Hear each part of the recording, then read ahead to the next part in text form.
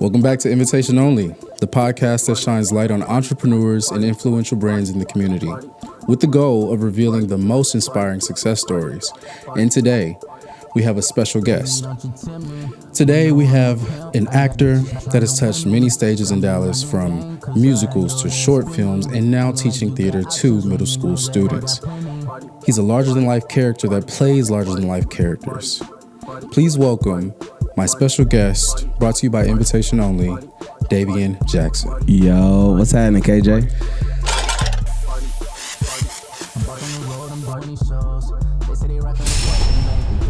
In the past 6 months, no, actually fast 4 months, I've been a part of about six shows, 2 commercials, and 4 shows. I did Tutti Frutti in December. Here's what I'll say. I'm not just actor on all of these things. I was AD, MD on the one I'm in now, so it's not all just acting. But Tutti Frutti was in December. The Movement was in January. I did Ain't Misbehaving, just closed that not too long ago, and now I'm the MD for Thunder Knocking at Your Door in Jubilee. And then I've done 2 commercials. I've done a Shell print commercial not too long ago, and I just did actually a week ago. I just did Mosquito Joe my first national commercial. I saw that. Congratulations! We out working. I don't know if you drink. Do you drink? Not on camera. Yeah, okay. Yeah, well, I don't have shots anyway, y'all. Yeah, I don't want this to all be about shots anyway. For sure. I want this to be celebratory. For sure. But I just want you to know I'm proud of you, of course. I appreciate you, bro. For sure. So, yeah, you've been a part of so many productions. Like I said, I see you go from one thing to the next thing. And it's probably hard for you to keep up. But are there any shows that particularly speak to you or your heart and have left an impact on you? Yeah, we was discussing this a little earlier. I believe, and it might be recency bias. Well, let me start here. The main show that was very influential, that always been on heart, was Dreamgirls, playing Jimmy Early at Bass Hall. That's like a dream come true. Crazy, me gyrating all over the stage, flipping and stuff. As Jimmy Early, that was amazing time. However, the one that's more impactful to me right now is going to be The Movement, for a couple of reasons that we'll get into a little later, and Ain't Misbehaving, that we just closed about 3 weeks ago, actually. So those are the ones that are more impactful to me right now. And Ain't Misbehaving, that's the most recent one from Circle Theater's Velvet Lounge. Y'all were the first group to shoot in there. I mean, not shoot. It wasn't a movie, but it should have been. Right. Y'all was the first group to act in there and to put on a production in there. So you're part of history. For sure. You know what I mean? Sold out run too. It's crazy. Exactly. Sold out completely in that last weekend and other weekends, I'm sure, too. Yeah. So what was some special moments from this show that you could maybe share with us? Me just being pushed. And like I told you a little earlier, shout out to Jeremy Dontre Davis. He really wanted to do the show, and he had waited 23 years to play Fast Waller. And being able to be a part of somebody else's dream and pushing that dream, it makes you take stuff serious. You know what I'm saying? Because I know at some point, I'm gonna need somebody to push my dream along as well. So being a team player, he was my roommate in the dressing room, so we had some fun, had a lot of laughs. The entire cast, there was no arguments, there was no egos. We all went and did something. We was all willing to help each other out. If somebody else failed, we're gonna pick them up. If somebody else needed to be picked up, we're gonna pick them up too. So we just had a great time. Now, it was tiring. Yeah, it was real tiring because we had only 12 rehearsals really. And you had to jam-pack those. Jam-pack all them rehearsals. We should have had 13, but we had a snow day, and so we wasn't able to rehearse. But body was tired, sore. Oh, by the way, the first week and a half of rehearsals, they were still doing The Movement at Jubilee, so I was going back to, look at some things. And 2 shows at a time. Do you do that often? Not often. Okay. Not often. But I was doing it. And even crazier, as I was finishing Ain't Misbehaving, I had started doing the MD for Thunder Knocking Your Door. So these was all back to back. Right. So yeah. Your boy been tired. It's a blessing. Oh, it's definitely a blessing. But you also feel the weight of that blessing. Oh, for sure. But the thing is, to whom much is given, much is required. Yes, Lord. And that's just that's how I look at it. Because at the end of the day, this is a dream that I want, and at some point I want to do this full time. So once I'm able to do that, then I'm I have my days to myself and things, and don't have to do a 9 to 5. Well, really, that's what's taking most of the energy, for sure. Yeah. But the thing is, it's fun. I wouldn't change it for the world. It's me going out there being busy, and then trying to. The only thing is trying to balance being a dad, being a husband, and also being a working artist. You know what I'm saying? Sometimes it gets weary because you miss home, you miss eating with your family. You know, you have to eat late at night, getting home and stuff. And now on a move further out from where I was, and now it's a further drive to get home. So it's like getting home at 12, eating at 12:30, getting to bed 1:30, then getting back up and doing all of it again at 5. So it's like it's been a lot. But the thing is, I'm grateful because I'm booking. Yeah. You know what I'm saying? And there's a lot of people that's not booking. So I would be a fool to be like, this is too much. Because then again, I'll be on the other side of things. And once I'm on the other side of things, I'm gonna have to find something else to do. You know what I'm saying? So it's like, you'll be able to lean on some more people rather than doing it all on your own. For sure. So it's been lovely. And I shout out to my wife because she's been making sacrifices and making sure like home is taken care of, my baby girl is taken care of. So shout out to my wife because without her, I couldn't do this, for sure. That's awesome. So back to A Misbehaving, is there anything that you kind of learned about yourself or about the world around you while you were doing this play? Yeah, man. I've always knew I could do things, learn things fast. I always knew that. Even when in high school, Miss Clark, shout out Miss Clark as well, you know her. I had to, I ain't gonna say save a show, but somebody had to drop, and I had to learn their lines within a week and had to do it. So it's not that I didn't know that about myself. The thing I didn't know about myself was that in you about to, make fun of me or tell me. I'm not gonna make fun of you. You would make fun of me if anything. Well, we'll both make fun of each other. Let's do that. Don't let him trick y'all, man. Yeah, okay. But no, so shout out to Keandra Janae Brooks. That's my homie. She pushed me, bro.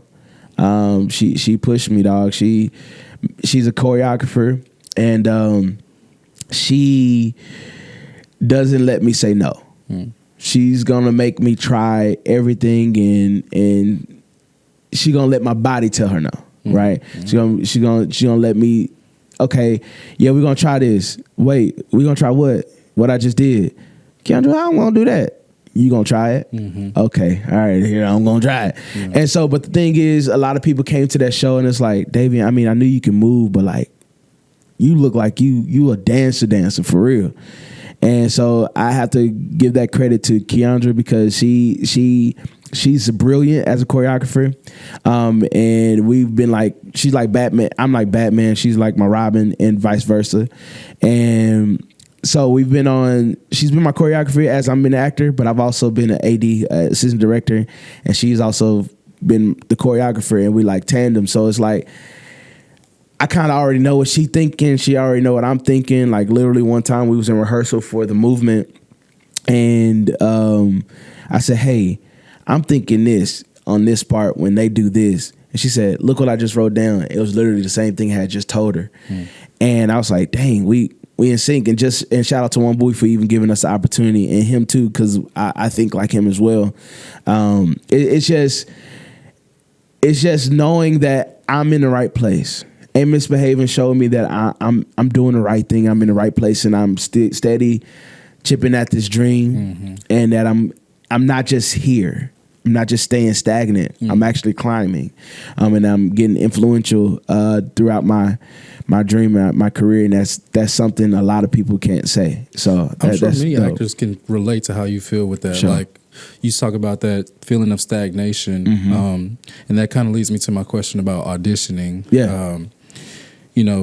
You've had, I don't know how many shows. If I could say how many shows it would be, it looks like at least 50 to 100 shows. But I'm sure you probably received many no's as well. For sure. So what would you tell to an actor coming up that is dealing with rejection, how should they face that? Don't be afraid of the no. It's gonna happen. I mean, that's the nature of this business. You're gonna say no, and it could be something that it don't even have to be you. It could be they're not looking for your type at that time. You don't have to. You don't fit the character. It don't mean you suck. It just means they're not looking for you right now. But also, what I would say is, be prepared. Invest in your craft. Don't be afraid to look stupid. I look stupid all the time. I smile through it too. I have this saying with all my friends: if you're gonna do something stupid, I ain't gonna let you look stupid alone. We're gonna be looking stupid together. And to know me is to know that anything on that stage, anything on camera, I'm gonna do it. I am a hefty boy. I'm a hefty man. But guess what? I will take my shirt off and smile while doing it. That's just who I am. That's how I've always been. I am a daredevil when it comes to stage. Now, if you ask me to get on a roller coaster, I'm not doing it. So yeah, where does that come from then? If you can do this but not that, why do you have that? I don't know, man. Yeah. That's just how I'm wired, bro. I'm scared of roller coasters. Can't stand them. Like, I think we've talked about that too before. I don't like roller coasters, but this is my roller coaster. This is my thrill. This is how you face your fears. Yeah. Wow. That's I'll jump off the stage with no avail, even with these 31-year-old knees. I'll jump off stage, man. Like it's kind of crazy how that kind of just ticks in my mind. Funny story for Tutti Frutti in December. I was supposed to rip my shirt, but I had a tank top on under. I was playing. I played two characters. I played Bumps Bagwell, and I played Billy Wright. Sung two songs as Billy Wright. And Tutti Frutti, if you don't know, is about the story and life of and music of Little Richard. And so I was getting backstage, and so I was putting on my wig, and Whitney said, like, "Hey, why don't you just rip your tank top off too?" I said, I didn't even think of that. None of the director didn't know I was going to do it. Wow. And the producer who was playing Little Richard didn't know either. He didn't. I said, am I going to do this for real? I said, what they going to do if I'm already out there? And the thing, here's what I always say: be careful doing that. Right? I was thinking that too. Be careful doing this. Somebody gonna take that and say, "Dave, you did it." Yeah, don't be careful. Don't do what I do. But the thing is, if you do your character work, right, and you prepare, is that outside of the character? It's not outside of the character. Right. I'm already ripping my shirt. So let's just take it a step further and rip the whole thing out, because that's something that character would do. Yeah. So I'm singing, I'm getting up to it. I take the first shirt off there. And so me talking to them, it was like, he kind of took that off kind of early. Well, okay, well, he's, cool. And then I ripped the shirt off, and it was like, oh. And so I wasn't scared to figure out what they was gonna say. I was just gonna say, well, hey, yeah, look, I mean, got one more show. Let's see. I was gonna say, was that like the last show? No, it wasn't the last show. Okay, it was the first show. Oh, it was the first show. Yes. Wow. We had one more show to go. Courageous, man. And so I got backstage. The director and the producer came to me. Can I say nigga? Yeah. They said, nigga, you killed that boy. It was like, what do you think of that? And I was like, oh, y'all cool? I bet cool. Yeah. But but the thing is, if you've worked with me, if you know and you know me, people trust me. Yeah. Because they know I'll push the line, but no, I know where my line is. Like, I'm not going to cross it. I'm not going to do something that wouldn't make sense as the character. So I really want to talk about your relationship with these different theaters and stuff like that, because you said that they've trusted you to bring people on. They've, given you positions that a lot of people have to work for that. And of course you've worked. Nobody's taking your work away from you. But it's like you've worked in very key positions, which they don't just give that to. So how did you build that relationship with these people? I want to give a shout out to D1 Bowie Richardson at Jubilee Theater. He seen something in me that before anybody else seen in me. I was doing a show. The first show at Bass Hall I've ever done was called Southern Boys. and he was the director. And we had a 2-show day. I remember it like it was yesterday, literally. And we had just finished the first show, and we was about to get undressed to go over. He pulled me to the side. He said, David, come here. I said, yes, sir. What's going on? What I do? I'm thinking I did something wrong, even though I ain't doing nothing extra. You know, sometimes you always get that little jump scare, like, what's happening? Yeah. He was like, how would you feel if I brought you on as an assistant director for the show I'm about to do in about next month? I was like, who, me? He was like, yeah, you. And I was like, well, sure, yeah, of course. Why would I turn that down, you know? And I just said, but why me, though? And he said, well, I see the way you act. You're already a leader when you act. He said, nobody had to ask you to do anything. You don't really voice. Like, sometimes people think leading is you talking. That's not true. Sometimes, and now that is a form of leading, don't get me wrong, but sometimes doing your job and leading people, they're watching you. And they're like, okay, he ain't BSing. I can't do that. So let me rise to his level. Yeah. And there was a show that he was a part of as well where people was like, you know, Davian, I can't sing like Davian. So I don't understand why I'm here and da-da-da. I said, hold on, pause. You don't have to sing like me. You got a contract, didn't you? Mm-hmm. Yeah. You signed it, right? Yeah. Okay. You in this room? Yeah. All right. So therefore, you're here for a reason. I'm here for my reason. You're here for your reason. And so basically he kind of just said, you know, hey, I see how you lead without leading. And I see how you are in the room. You command the room whenever you're in it. It's like, I feel like that can correlate as a director, and I want to cultivate that. And ever since then, he gave me that opportunity, and other people started giving me opportunities that the same way. So it's beautiful to see. And Quiet as Kept, next year I'll have my own show at Jubilee. He hasn't given me the time slot yet, but he has told me that I will be doing my directorial debut next year. So it's pretty dope. So we're working it out. But it's just going in and doing your job. That's basically why I'm getting these opportunities, because I'm working at it and not being a butthole when I'm an actor, not being a butthole and I'm not principal. And maybe I'm just ensemble. I'm going in and doing my job. I have no ego. I'm going there. I'm a work.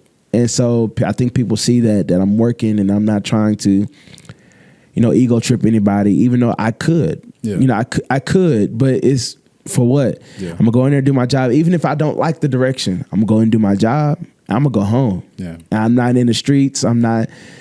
After I'm done acting, if you guys, anybody that's been acting with me, I'm not sticking around. I'm not over kiki kakan. I'm not trying to get in women's pants and nothing. Mm-hmm. I'm out. Yeah. I'm gone. It's your job. It's my job. I'm cool. I love y'all. Give everybody a hug and Davian gone. So it's that's how I am. That's just who I am. And I think people see that and know that I'm not going to be out there causing drama or having no other baby mama drama and all that. That's not me. Yeah. Not me. But I think that's the reason why I've been able to get these opportunities, because the way I work, my work ethic. So that's pretty dope. Tell me, what are the attributes of a good director? First, you got to know the show. You can't direct something if you don't know it. Then you got to teach or have people buy into your vision. And not just the actors. You got to have the choreographer buy into your vision. You got to have the MD, if it's a musical, buy into your vision. Then the actors. And I feel like that makes a great director. And then knowing your cast, knowing the strengths and weaknesses of your cast, because let's be honest, like I book, I still got some weaknesses.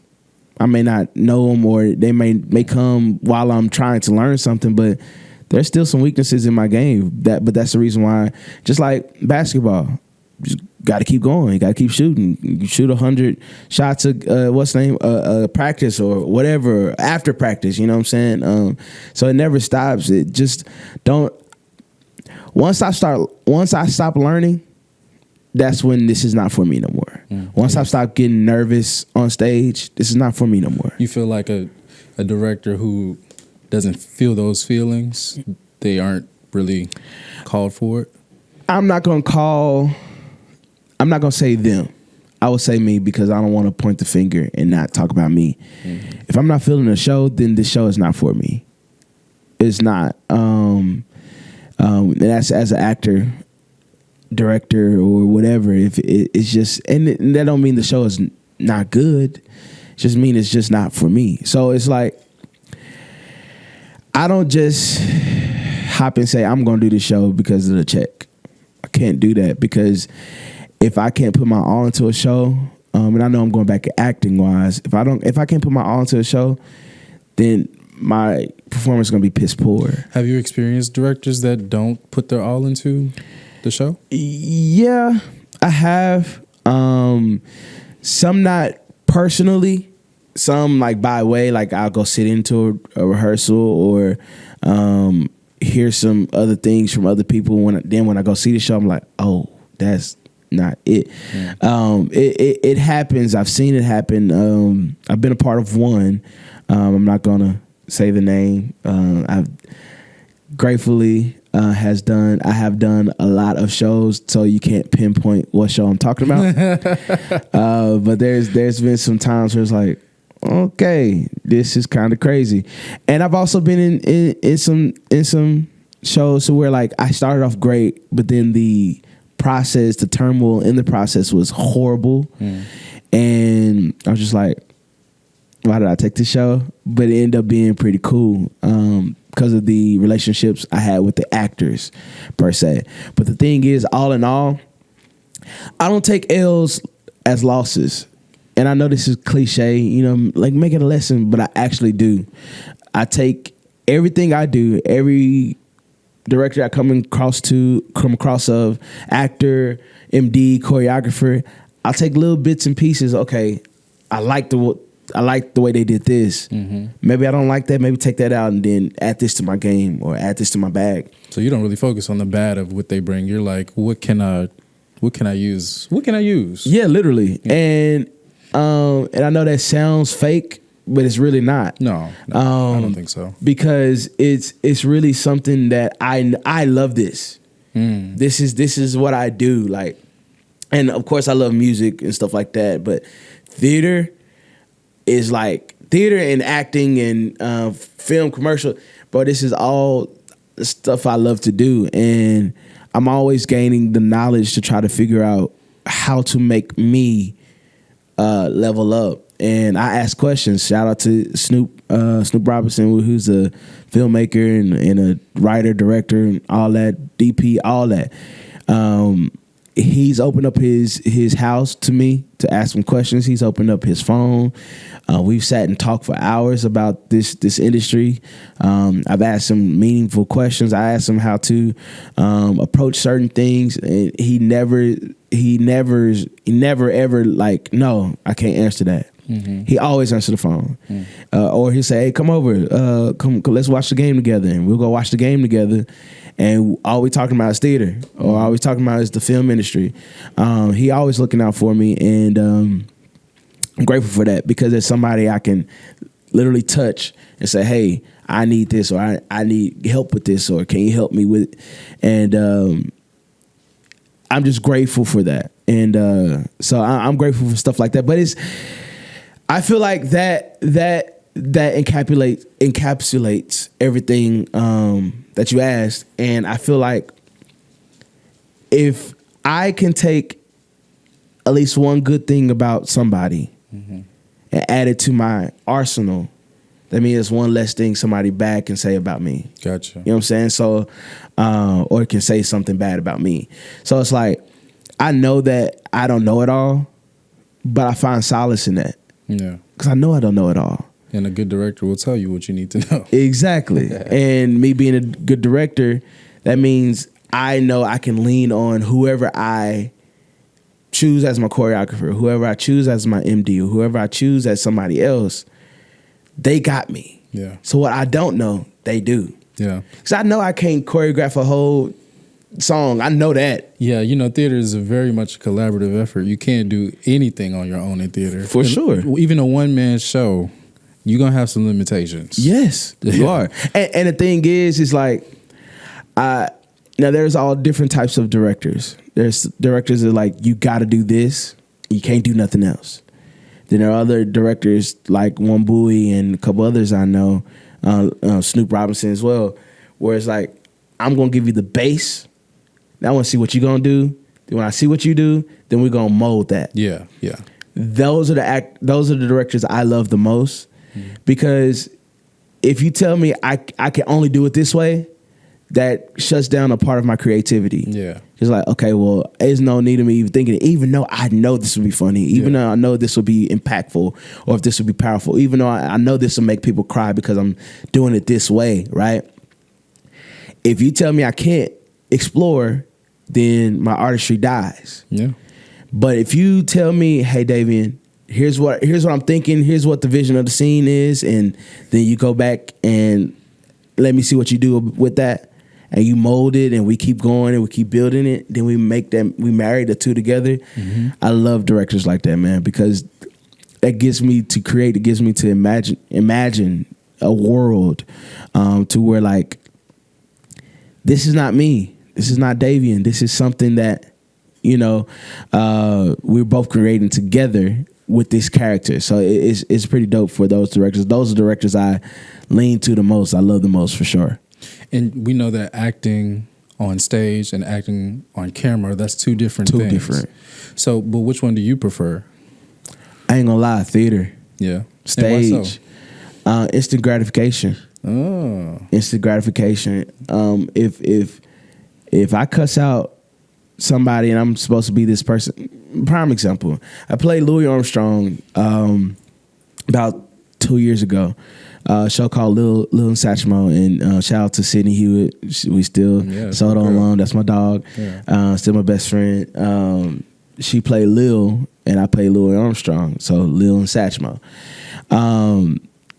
Lil was Satchmo's second wife. He had 4.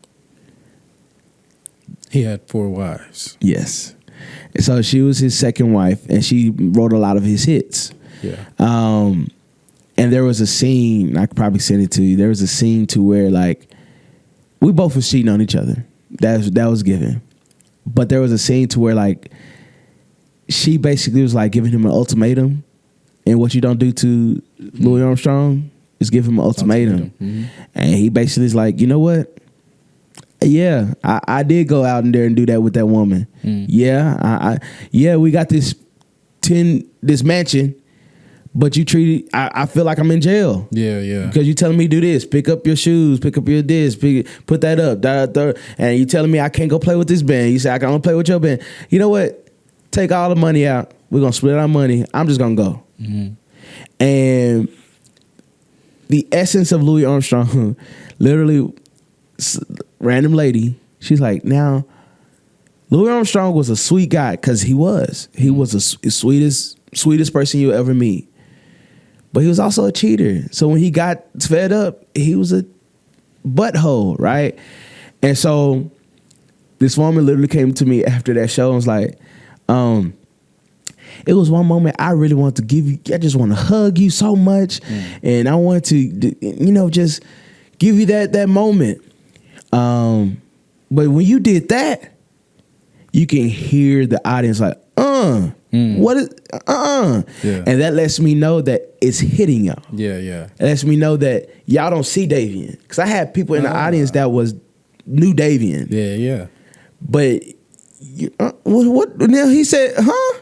And they doing that stuff. It's like, okay, this is working. Okay. Right? And so the instant gratification is amazing. Like, Dreamgirls, the rap, Jimmy Early's rap, I pulled my pants off, ripped them off. Yeah. Crowd just... You like the reactions. I love it, bro. Yeah. I thrive on it because it makes me go further. It makes me move. It makes me, just like I said for Tutti Frutti, when I ripped my shirt off, the crowd went crazy. So the instant gratification is amazing. Don't get me wrong, film is amazing. Like, you get in, get out. You ain't got to do a whole bunch of rehearsals. Right. The only thing with film I would say that I don't like is that I might meet somebody new that same day. We might have a real intimate scene. I'm still trying to get chemistry with this person. You know what I'm saying?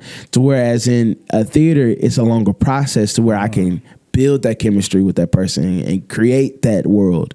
So film is also more lucrative at certain times where you can get in, get out, keep it moving, do what you think, but it's not as alive. It's not as alive as a live theater. Yeah. A live audience, especially if you go to Bass Hall and you have over 2,000 people in that place and they start roaring for you, bro, that is crazy feeling. Yeah.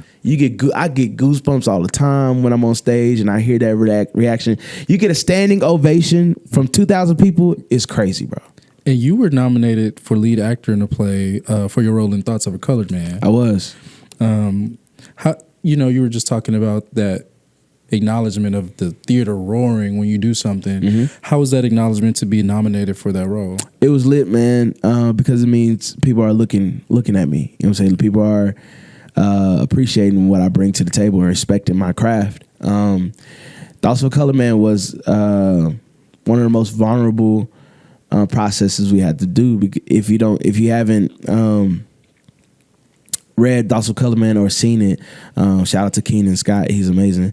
The writer, he even came down from New York. Wow. What about that? Yeah, and also I ain't gonna toot my horn, but him and his wife said I was their favorite passion. Mm-hmm. So I'm just gonna put that out there. So I mean, if you're looking for somebody to be on Broadway, come on, man. You know what I'm saying? Yeah. But no, that was one of the most vulnerable stages of theater because it's really talking about the plight of the black man. Mm-hmm. All the emotions, anger, happiness, passion, wisdom, all sadness, all of these things encapsulated love and lust. It encapsulated all these things, right? And this is what black men go through every day, but we don't say it. Yeah. And so you have 7 black men, all walks of life, old, young, and we all had to learn this and all had to open our hearts and open our souls and open our spirits to each other because we have to create a brotherhood. And bare your souls to the audience. And bare our souls to the audience every single night.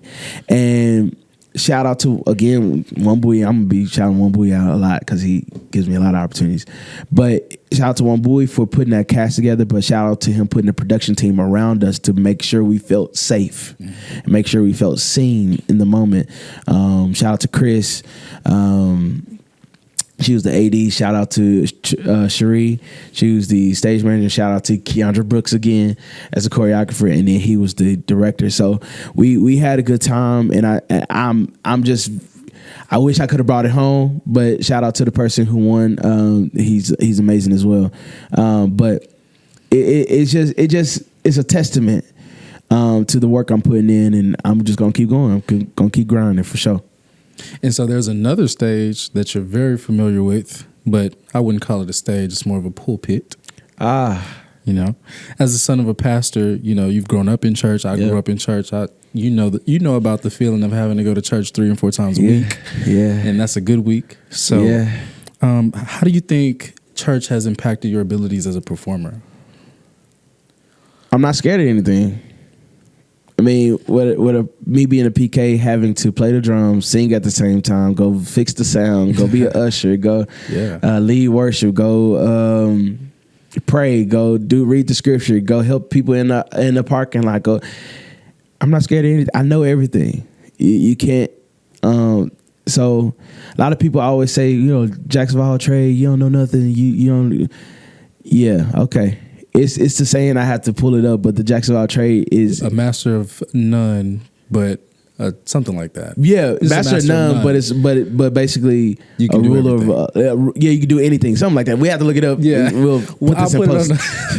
Yeah, I know what you mean. But no, being a jack of all trade, like if I list off everything I know, everything I can do, you would think I was, no offense, Jamaican, because I can do everything, literally.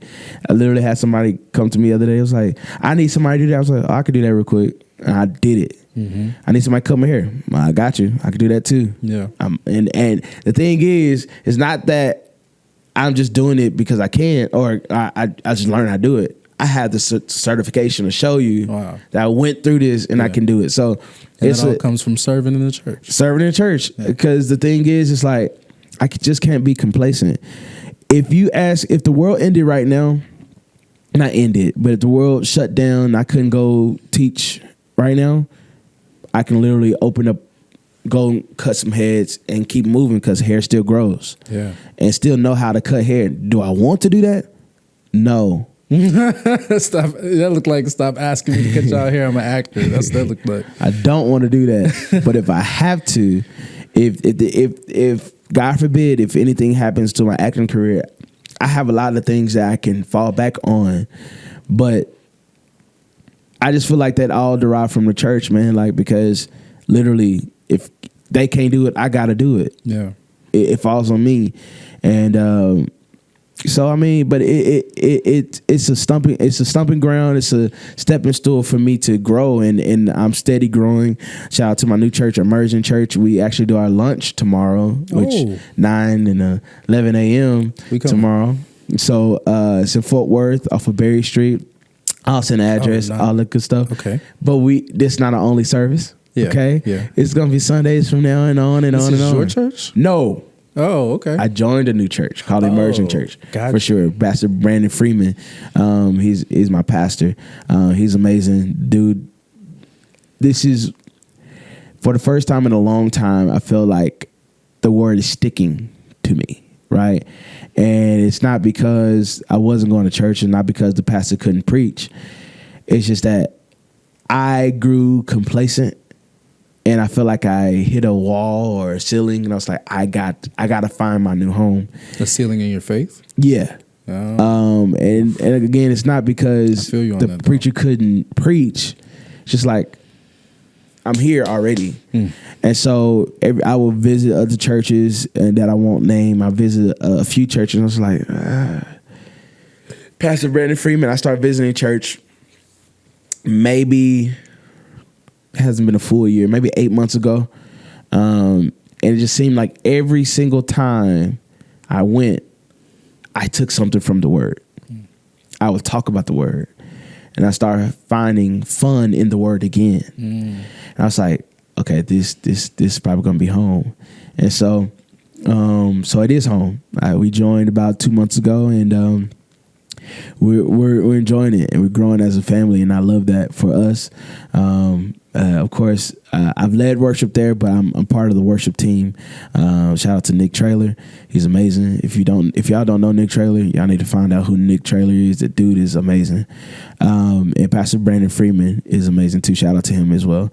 But yeah, that's where I am now. I'm growing, and I'm loving it, bro. I'm loving it. The one thing I will say is that as an artist, you got to find your foundation, and that is my foundation. So, and he supports it. He supports my dream. He supports, what we're doing. So it's amazing. It's awesome. Wow. Well, church has positive and negative connotations. For sure. I mean, associations, depending on who you ask and when you ask them. When you ask them. And you know what's crazy? Because I know what you're about to say. Go ahead. You know what the next sermon series is? In your church? Yeah. What is it? Surviving Church Hurt. Ooh, I think a lot of us need that. I definitely need that. For I haven't sure. been back to church in a long time because of church hurt. For sure. Yeah. And I'll invite you. I'm going to invite you. I'm sending your address and stuff like that. And one day come through. 9 or 11, come through. But finish your question. I'm sorry. Well, I think you know where I'm going. Depending on who you ask, there's positive and negative associations with the church. For sure. For example, some people see videos of Marvin Sapp closing the doors. I said close the doors. Repeatedly telling people to close the doors while an offering is going on. Some people, he himself, he said that because, when offering is going on and people are moving, you can't keep track of what's going on. Somebody could be taken out of the plate or something like that. That's a valid point. And, even some members of the church have came to his defense saying, people want to come to church and they want to get fed spiritually, but they don't want to give to their pastors and stuff like that. I could also see that point. For sure. But I do also feel that aside from Marvin Sapp, pastors in general, we focus too much on budgets and not enough on like. You pastor? You said we. Oh, I said pastor. I said we pastors. You know, you okay, said that's not what I meant. I am not. You gonna be a pastor. He just spoke right here. Y'all heard it here now. He's about to be a pastor. If I'm a pastor, I'm like Jesus in the streets. That's kind of how I feel about our religion, about Christianity, about spirituality. It's that we put a lot of stipulations and traditions on it, and God, Jesus, the Spirit flows freely. Yeah. And that's kind of what I'm getting at with the budget thing. We kind of focus on budgets about how much money we're making, but sometimes I feel like the focus should be more on how are we impacting the people. For sure. I get that. I will say this. I've seen worse. I think, here's what I'll say about the Marvin Sapp situation. I've seen that before. There is a reverence that you're supposed to have during offering. Not supposed to be really moving. Even around the somebody speaking, you're not really supposed to be moving during the service, honestly. The problem I had with the whole situation is that a lot of people that don't go to church at all were the main ones talking. It's like you were looking for something. You were looking for it. And this is why I don't go to church now. You haven't went to church in 10 years. So, of course, you're not going. Right? So let me walk out. Put my finger up real quick. But that's not a slight to anybody. And I'm not trying to, like, send somebody to hell for that, because that's not. I have no heaven or hell to put anybody in. The reality is church does need to, they have to budget. But here's the thing I don't like. Social media has ruined a lot of things. Social media, although it's fun, although it's lucrative, although this is the reason why we have a podcast right now, it's amazing. But when it comes to certain things, things get blown out of proportion because you don't know the context. And they don't want to know the context. Right. They just want to get this minute and a half of whatever he said. Oh, he said that. Just close the doors. We need your money. Give me $100 up here. $20. He wrong. I mean, when they broke it down, they were saying that it was, I don't know how many people in there. It was like 4,000 people there. Yeah, and it was supposed to be like basically $20 each. Yes. And I was like, well, $20 each. That's not really crazy. Asking for much. And it was a conference. That wasn't at his church. He probably shouldn't have said 40,000. He should have said, just give me 20 each. We know how much it's going. Well, true. I mean, yeah. On hindsight, looking in, it's like, yeah, he could have said it a different way. Yeah, he could have been less boisterous or less. Close the door. Right. He could have been. He could have did that another different way. But we're saying he greedy. We don't know the context. And then we want leaders in our church, but when the leader is saying close the doors, do this, you're not doing what you're combative with the leader. Yeah, for sure. And another thing is, it's like, if it's a conference, we know something has to be met. Some type of budget has to be met. Yeah, you got speakers, you got all kind of expenses. He was a guest speaker. So we don't know whoever the conference leader, we don't know what they discussed outside of this. We don't know if that was going towards the church building. We don't know if they was going towards the conference. We don't know what it was going towards. But at the same token, that's the only context we had. But people are so lazy, they don't want to go find the live feed. Yeah. They don't want to go watch the entire thing to see what was said before that. They only want to take this little snippet, put that out, and forget about everything else. Because it's something that confirms what they already feel. Exactly. Anyways, but I will say this. There have been valid feelings for other people that go to church that feel like the pastor is hungry, greedy hungry, money hungry. And that is true. But I will say this, that's just like every black man ain't no hoodlum. Every black woman ain't loud and mean. Every white person ain't a racist. I can go down the line. Like, and every pastor ain't money hungry. You know what I'm saying? So it's I just feel like social media has ruined a lot of things that's supposed to be sacred. Usually these live feeds, should be cut. I feel like, in my opinion, should be cut during offering. Because that is a sacred part of the service. That's kind of dangerous too. Yes. Yeah. because you raised $40,000. Mm-hmm. Oh, y'all still in church? Right. We roll up on you. You know what I'm saying? It's so now. Of course, don't do that because I'm gonna whisper this. Churches have guns, right? Especially nowadays. Just remember that. Don't do that. But regardless, nonetheless, it can be dangerous doing that. So I would feel, in my opinion, to cut the feed during the offering, and then if you still have service after that, cut it back on. I feel like, or have like your announcements going through the offering. That way you can have that going on and playing, so whoever's watching it can get that and give themselves, but also then you don't hear what's going on in the service. Right. Then we come back to the service, we good. But I don't want to blame it on that, and I don't want to say that he's a crook. I like Marvin Sapp. He's a good preacher, and I don't think he's a crook. I just feel like social media blew it out of proportion. They didn't know the context, and that's just my opinion. I've seen worse. I've seen people get called out during altar. You're not giving. I just know you just got to check the. Yes, I've seen that before for sure. So it's like that's not even the worst. Yeah, that's facts. and I ain't gonna say no names, but you know who you are. But I've seen it happen, and then you see some pastors get charged for embezzlement. So you know it happens. Yeah. But that's just like a CEO. You just don't. It's not glorified because they're not a pastor. Yeah. You know what I'm saying? So that's how I feel about that. And you can just know I'm not a pastor. I ain't money hungry. Praise the Lord. There's another prominent Christian icon, TD Jakes, that we could talk about. So he's under scrutiny for a number of things, but one being his association with Diddy. Mm-hmm. Some people claim that his recent heart attack was to cover up what's going on that's nefarious. My question is, do you think pastors should draw a clear line spiritually to protect themselves from these type of accusations by like not hanging with secular folk, or are they entitled to that same right of life as everybody else? Here's what I would say. How can you... Now, there is a fine line between going to certain places, right? Like I wouldn't want to see my pastor at a strip club. Mm-hmm. That's just me. Yeah. But how can you reach somebody if you don't know where they at? Right?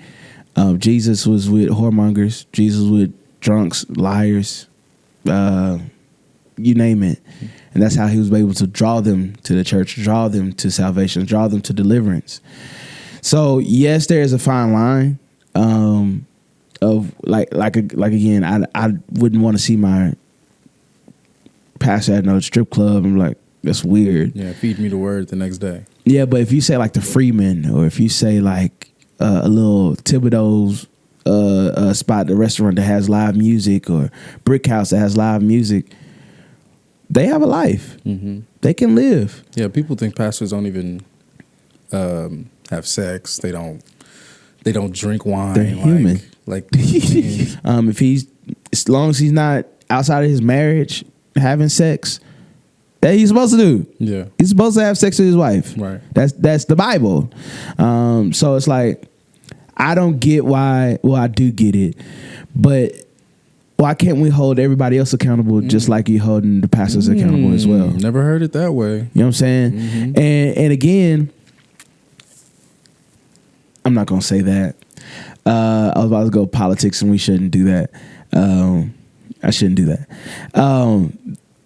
We put these pastors on a pedestal like they're God, and they're not. Yeah. They're humans. They're sinners just like us. Let's be very clear. Everybody are sinners. Mm-hmm. That's why we're all here. That's why we're here. No sin is greater than the other, right?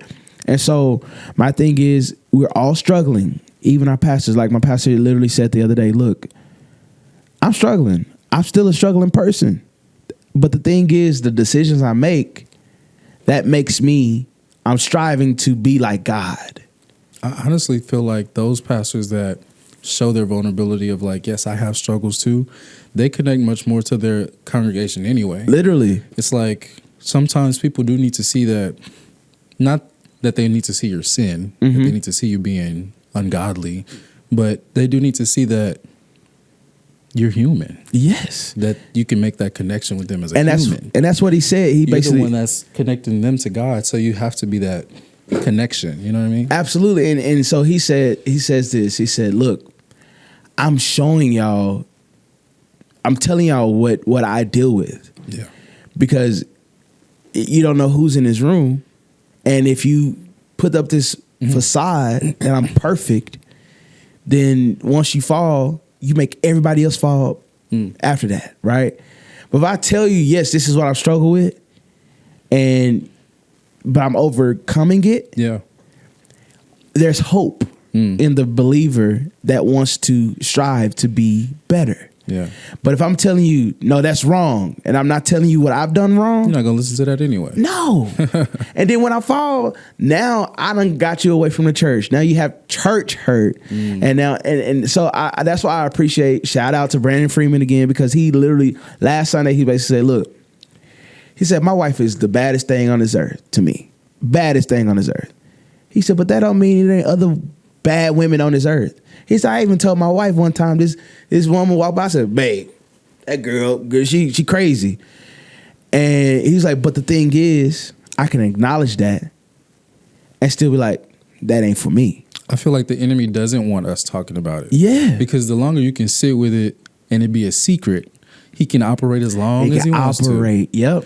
And twist your mind to think something different. And that will make you fall. And the thing is, it's not, being a Christian does not mean you're not going to fall. We have to get out of that. Yeah.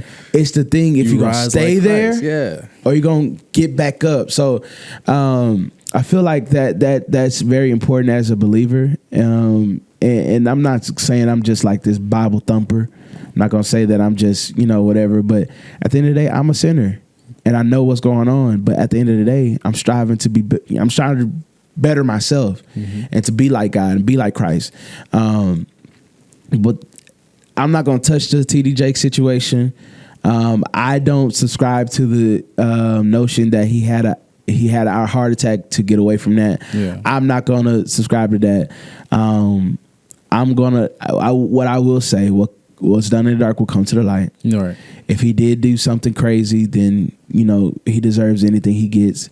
But if he didn't, then at the end of the day, he's vindicated. Right. So I'm not going to touch that in depth, especially with the Diddy situation, because it's a lot. If TD Jakes is the focal point, then why not other people that are celebrities? Because they've been to these parties. There's noted pictures of them at these parties. And some of them doing these these interviews now, talking about these parties.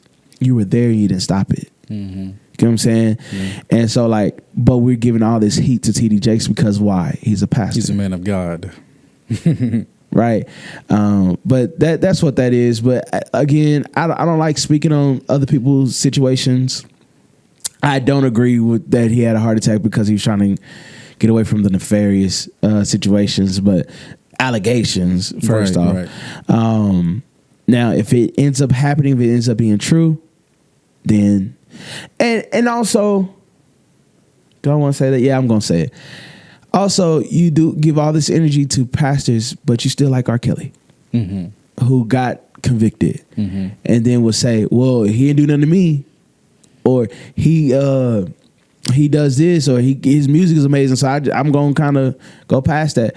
It's like, but you would say this about TD Jakes, which is an allegation. Yeah. When we was in elementary, we heard this stuff about R. Kelly. When we was in middle school, high school, we heard about R. Kelly. He just got right when we was out of high school. So it's like, and I'm not condoning none of that. If TD Jakes did something, yes, he deserves everything he's going to get. But at the end of the day, these are allegations. I don't see no proof. I haven't heard anything that's been solidified, things of that nature. So I'm going to defer to see what's going to happen, to see if he gets convicted or it gets, whatever.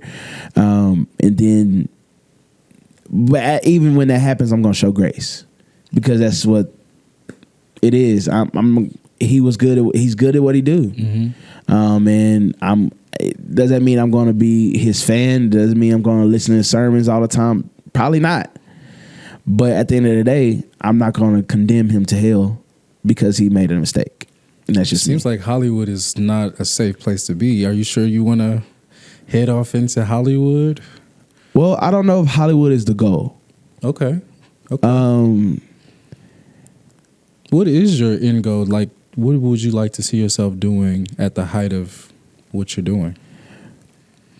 I want to be at the level of Hollywood, but I don't think me putting myself in Hollywood would matter, or is the end all be all. Yeah, I don't mind going to Hollywood. I don't mind getting that that check, being a sitcom or a big movie and things of that nature. But I feel like that can also happen in Dallas. I feel like that can also happen in Fort Worth. That can also happen in Mansfield because they're building some things out in Mansfield. So it can happen here. And honestly, Dallas is building up in the film world very rapidly to where it's like it's all about timing, right? And I was just telling I was on set for Mosquito Joe the other day. And they was asking me, it's like, how much have you been booking? I said, well, the last 2 months have been pretty cool. I did 2 print commercials and I'm with y'all. So I was like, it's going pretty good right now. And my agent is sending me audition stuff. Again, I don't get them all, but I know I'm being looked at. Yeah. And that's all that matters. So I wouldn't say Hollywood is the end all be all. Will I take it? Absolutely. Would I go to Atlanta to film for a week or 2? Absolutely. Would I work with Tyler Perry? Absolutely. I don't care. Like, the thing is, people say, you can say whatever you want to say about Tyler Perry. Tyler Perry's working. Tyler Perry is... And putting other people to work. Right? I don't care if it's Country Wayne. Say, hey, Davian, I got a role for you. And it's only going to be on social media. Do you know how much he's paying these people? Because you feel like you have that foundation. Yes. And the thing is, a lot of people will say, well, he's just doing these social media skits. These social media skits are paying. Are you crazy? Are you insane? Who would say that? They must not know the power of social media. But see, Faison Love was kind of talking down on Country Wayne with that at one point. I think it's squashed now. Yeah. But he was basically like, he's just doing his social media stuff. Bro, he's a millionaire. That's the world now. Off of that alone. Yeah. Yeah, Faison comes from a time where they had to stand up on stage. Yes. We come from a time where you can sit in your living room and make more money. Yeah, and you don't really even have to do a full script. You can improvise a script, give a scenario, improvise a script, and be done. Have a camera and keep it moving. But he not only has Country Wayne became a millionaire, other people that's been acting with him are now millionaires because they're with him. So I don't care who it is. If God puts me in that place, the only thing is, man, if you open at the door, if you leave a slither of crack, once I get in that door, it's mine. Thanks. I'm done. Like it's up. Like all you gotta do is just say, hey, this is him. Once I get in there, it's up. It's raps. Yeah, it's raps. Because I've always said that too. Like if you let me see a little bit into that door, I'm gonna figure out the rest of what's in there. For sure. I'm gonna get it. And I'm going the way I do is I network, I talk, I'm smiling, I'm hugging everybody. Hey, you good? You chilling? And that's stage manager all the way to stage hand, all the way to actors, to directors, assistant director, whoever is in that room. Even box office. Hey, how you doing? You good? Yeah. You doing good today? All right, cool. Because I want you to know that I'm personable. You see my face. Oh, that's him. Now, some theaters I go to, I ain't got to pay. Oh, Davian here. Make sure he have a seat. I'm just going to sit off vibes. Now, I'll go in to pay. Davian, we don't go sit down. No. Yeah. And that's off the strength of your interpersonal skills. Literally. You don't even have to pick up a camera. You don't have to pick up a script. All you have to do is be a good person. Literally. And that will get you connections that you, like I said, I think I put on Facebook recently that a good heart can get you things that money cannot. Literally.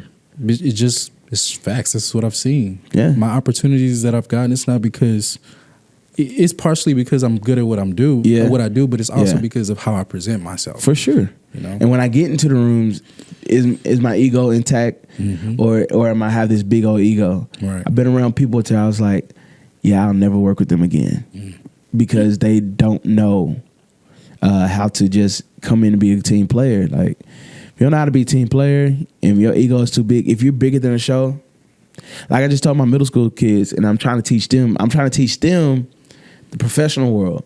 And the great thing about that is me actually still being like vividly in the professional world, like deep in the trenches right now. They see it. So I told them the other day, because I had we married our 7th and 8th graders to our 6th graders, right? So we're doing the spring show all together. Okay, gotcha. So our 7th and 8th graders like, they're weird, they're this, that's this. I'm like, you're weird too. I'm weird, right? Yeah, everybody's weird. And so if you're an artist, you're weird. That's just that's what it is. And so I told them, I broke it down to them the other day, and I said, look, nobody's bigger than this show. Not Miss Mitchell, who is the co-director, not Mr. Jackson, or Mr. J, I'm calling Mr. J, who is the co-director and MD, not Ms. Zolar, who is our assistant. None of y'all are bigger than this show. We all gonna bring the show together. We're all are going to be a family while we're in this show. Then once y'all disperse, get out of our rooms, get off the stage, y'all do what y'all want to do. Y'all ain't got to be friends. We ain't got to be a family. What do you enjoy most about teaching kids theater? Inspiring them. Seeing them realize what I've been saying come true. Yeah, especially when you go to work the next day. Literally. Or they see you on TV. Or and like, Mr. J, why we weren't here yesterday? I booked a commercial. Miss, you booked a commercial? When is it coming out? Well, this, gotta answer those questions. But it's like, they see it. Then I just took them to see Little Mermaid at Casa Mañana yesterday. And one of my homegirls is in the show. And so one of my advanced students was like, ooh, homegirl, the black girl right there in the pink, she eating it up. I say, yeah, that's my homegirl Kayla. Mr. J, you lying. You don't know. You just be saying stuff. I said, okay. And I was just chilling. I ain't about to argue. I said, okay, cool. She seen me afterwards and did like this before she went back on stage. I was like, oh, Mr. J, you actually doing it? I said, I try to tell y'all. Yeah. I know people.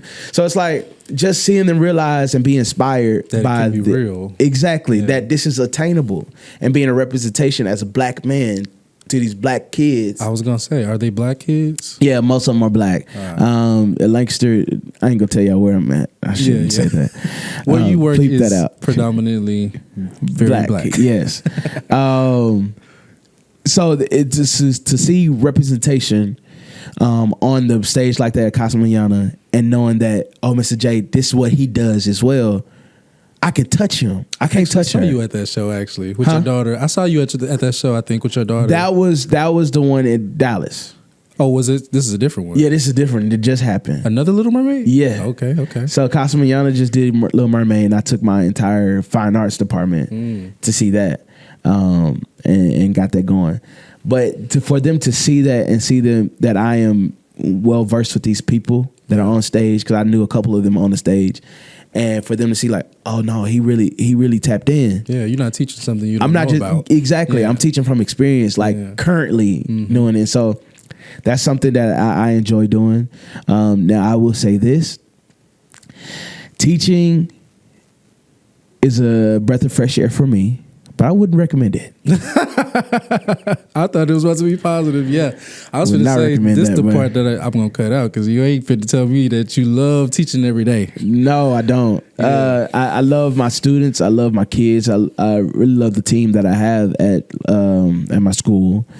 But it get hard. Yeah, especially when you have some people that don't like theater, and they just taking the class. You know what I'm saying? So you have those kids as well, but. How do you try to reach those kids? I try reaching them by getting them to that level, but then I have to be serious with myself.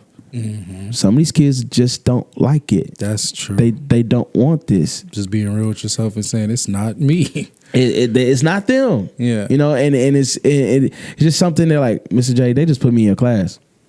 Right on. Just do this work. We'll be good. As long as you do my work, everybody, all my kids know, as long as you do my work, I'm cool. I ain't gonna be tripping. I ain't that type of teacher. I'm like, I'm bringing the hammer down. If you doing my work and you're not disrupting, cool, we good. We cool to go. But it's just, I try to still make it interesting for them, but gotta know that, like, Davian, come on, let's be for real. They don't care about no monologue. Yeah, they don't care to know what the dialogue is. They don't care what stage left and stage right, center stage. They don't give a crap about that, Davian. Yeah. They literally are just in this class because somebody stuck them in this class. Yeah. So once you realize that and realize who the people that really are wanting to learn about theater, it gets better. I could have used that advice when I was teaching, man. I wish you could have told me that. Yeah, I'll just leave it at that. Teaching is hard, and God bless the teachers, man. For sure. Who stick in there, who come in every day, you know. Sure. But, you know, put everything to the side, their whole lives to the side, just to help these other kids that aren't even theirs. Yeah, that's true. Hey, man, I want to talk about something. Go ahead. I want to talk about how we met each other, for sure. Facts, okay. Come on, man. So I want to hear from your perspective, and then I'll tell you my perspective. So I had just got to Dallas, Texas. I'm from New Orleans, Louisiana. Yeah. It was a Hurricane Katrina. It displaced me and my family. I started going to school out here in one of the neighborhood schools, which was West Middle School, I think it was called at the time. West the best, by the way. West the best. And so when I first got here, it was a big culture shock for me. It was like, you know, people asking me to repeat things because I had an accent. It was like, you know, it was just a big culture shock. Plus, it was like Dallas versus New Orleans people because of something. For some reason, we had to fight. Which was crazy. You know what I mean? It was just a very tough time. But I don't know how we exactly met. I want to say it was football, right? Mm-hmm. So I met you and, like, I was walking with you every day. I don't think I even realized that I started walking with you every day because you just made me feel like I'm the big brother in my family. Like, I have two little brothers that I always had to look out for. Yeah. But when I met you, it felt like I finally had somebody looking over my back. And still to this day, like, you'll call me and say, how you doing? What's up? You fine? You good? Like, to this day, I still get that same feeling. But that's just what it was, bro. It was just like I finally felt like I found someone from here who saw me for deeper than what I had been through. For sure. You know what I mean? For sure. So my standpoint of things when you came to West, it was Louisiana and Dallas. That rivalry was crazy for a good 2 weeks. Mm-hmm. Bro, we had fights every day. And I was just like, bro, come on, but I ain't gonna lie. When the girl came, I was like, well, say that again. I like that. Yeah. They call you baby. Yeah, you know what I'm saying? Baby. Come give me baby. What was that? What you said? Yeah, I get it. In sixth grade, that was crazy. I'm not sixth grade. Was it sixth or seven? Six, seven. Yeah, around the time. So I remember you coming, you know, to the school, and we ended up playing football together, and I just feel like we just connected, and I think come to find out, my dad knew your mom, and my mom knew your mom as well through church. The church, and so we just kind of connected. I was just like, man, they ain't bad, bro. That was my whole thing. Like, why we got to fight, bro? Mm-hmm. I know why we had to fight. Y'all thought y'all came in, y'all was trying to run stuff. Yeah, I was like, there was some of us that had that mentality. Yeah, but I was like, he cool though. I ain't worried about him. He had this hair thing going on.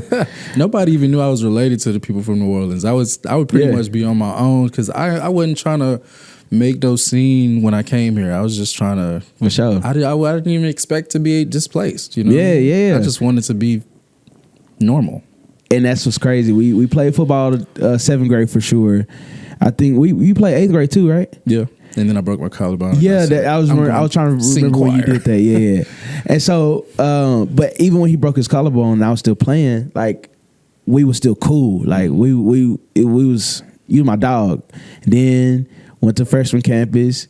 We kind of went our separate ways a little bit. We were still cool. We still had our handshake. We got to show y'all what a handshake is. Man, hold on. That's like, I don't know how many years of that at this point. It's gonna happen. So many years we didn't know that handshake. It's over. It got to be over 15. 15 years of that handshake. For sure. You just saw. And so, like, we kind of went our separate ways. I went theater, he went choir, and I quit choir when I went to freshman year because I was like, I always done it. So I was like, found this love of theater in 9th grade with Miss Potter, and that's what I really wanted to do until sophomore year. And then we reconnected junior year in choir together. I went after Miss Dawson hunted me down every single day. They told me I auditioned for acapella choir. And I feel like you told me after that. Yes, and you came, and we both got into acapella choir together because we both knew we could sing. We both knew we was drummers. That's how we connected. That's how we bonded. And we always used to have this argument. He's like, I'm better at drums. I'm like, no, I'm better at drums. Right. Well, I'm better at singing. Right? I'm better at singing. Yeah. But it was always been a healthy competition between me and him. We played line together until he broke his collarbone. Then, actually, they moved me, but he broke his collarbone and stuff like that. But we've always done stuff together growing up. We went to solo ensemble together. I ain't gonna say the picture I got, but that was the young wild days. We had some fun, bro. Hair all over my head. Thought I was a bad boy. But no, man, like KJ's been my dog, bro. Like, and to this day, every single good thing and big thing that's ever happened to me, KJ has been a part of, and vice versa. He was in my wedding, I was in his. That's right. We had babies around the same time. Yeah. Like you first, like we. I told you at your wedding, I was like, you inspired me to get married. I want to get married now. Yeah, just seeing you and your wife dance and just how y'all seem to put everything into each other. Like, this is what I have. This is who I'm going to be with. For sure. I was like, man, that's beautiful. For sure. And never mind, I ain't going to say what. I'll say that off camera. I know. I'll say that off camera. But no, KJ's been my dog. It don't matter how many times we go without talking. Like, I don't think we talked to him in about 4 months. But every time he texts me or every time I text you, it picks up where we left off. And I feel like that's what friendship is. Thanks. I don't have to talk to you every day. I don't have to be in your home every day. But the thing is, I'm always looking. I'm always praying for you. Yeah. I always got your back. And every time you call me, I'm going to answer. What's up? You good? You chilling? Sir. All right. You straight? I bet. So it was no brainer when you asked me, can I come on this podcast? And I feel honored for that as well, because you're bringing me into your life, and I'm proud of you. All the things I'm seeing, all the interviews you have are solid interviews. One of my favorites, like I told you, was Jordan's. I still had that picture of us in Miss what's her name, economics class. I forgot her name. She had the squeaky voice. Economics class. Coach Hall. Was it Coach Hall? I was in. Oh my God, that's a while ago, man. Me, you, and Jordan. Dang, I forgot about the class. I hated statistics and all that. That was my. Sydney was in that class too. Yeah, that's crazy.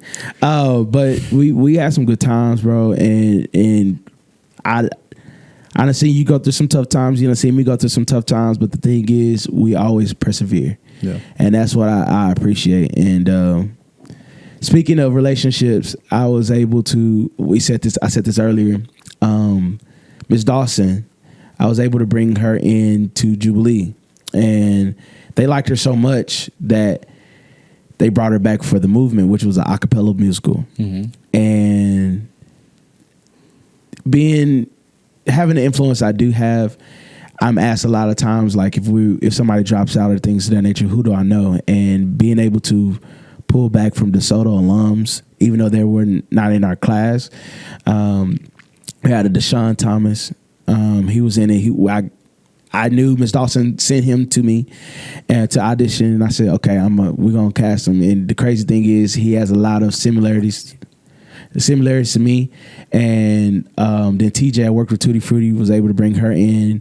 Then I called Sierra Orton, brought her in. Didn't really give her a chance to, say no, and she was the focal point of the movement. So I'm glad I'm able to pull back to my people and say, hey, let's do this. Let's do it together. So whenever I have the opportunity, you too. Oh, yeah. Yeah. It's happening. That's a no-brainer, man. For sure. Anything we do, I know it's going to be together. For sure. And it's been too long. Man, for real. It's been a long time, but it's going to happen very soon. I love you, bro. I appreciate you for having me. You are still my brother. Yes, sir. Don't ever forget that. I don't care if you locked your hair or not. You're still my dog, boy. All right.